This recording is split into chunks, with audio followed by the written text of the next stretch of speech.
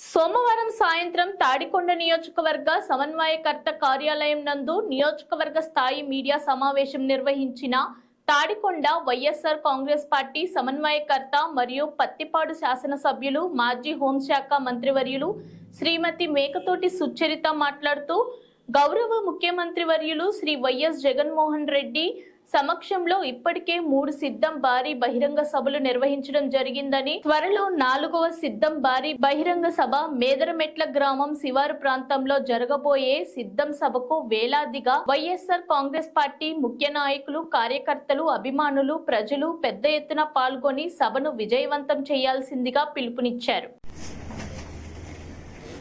మార్చి 3వ తారీఖున మేదరమెట్ల గ్రామంలో గౌరవ ముఖ్యమంత్రి వర్యుల ఆధ్వర్యంలో 4వ విడత సిద్ధం కార్యక్రమం జరగబోతా ఉంది.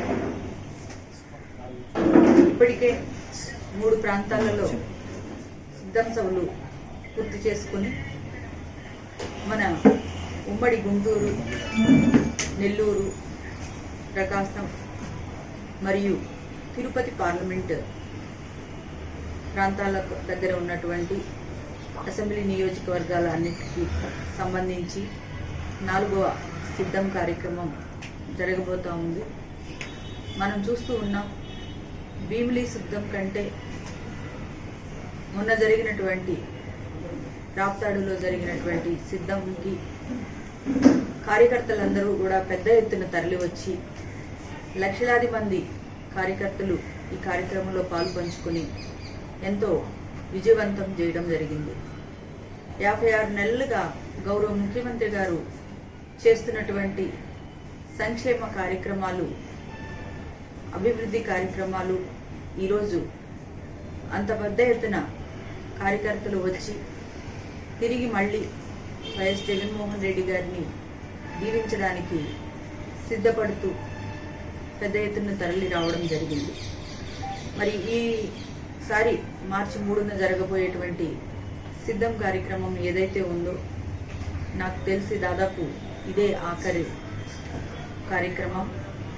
మరి ఇందులో ఇప్పటి వరకు ఇచ్చినటువంటి హామీలు మేనిఫెస్టోలో దాదాపు 99% అమలుపరిచి మళ్ళీ తిరిగి మన రాష్ట్రానికి వైఎస్ఆర్ కాంగ్రెస్ పార్టీ తరఫున గౌరవ ముఖ్యమంత్రి వర్యులు ఏం చేయబోతున్నారు అన్నది కూడా తెలిపే విధంగా రేపు సిద్ధం కార్యక్రమం జరగబోతా ఉంది. కాబట్టి ప్రతి ఒక్క కార్యకర్త కూడా పెద్ద ఎత్తున తరలివచ్చి ఈ కార్యక్రమాన్ని విజయవంతం చేయాలని కోరుకుంటూ ఉన్నాను. మరి రాబోయేటువంటి ఎన్నికల సమరంలో జగన్మోహన్ రెడ్డి గారు ఒకరే పోరాడడానికి సిద్ధపడ్డారు.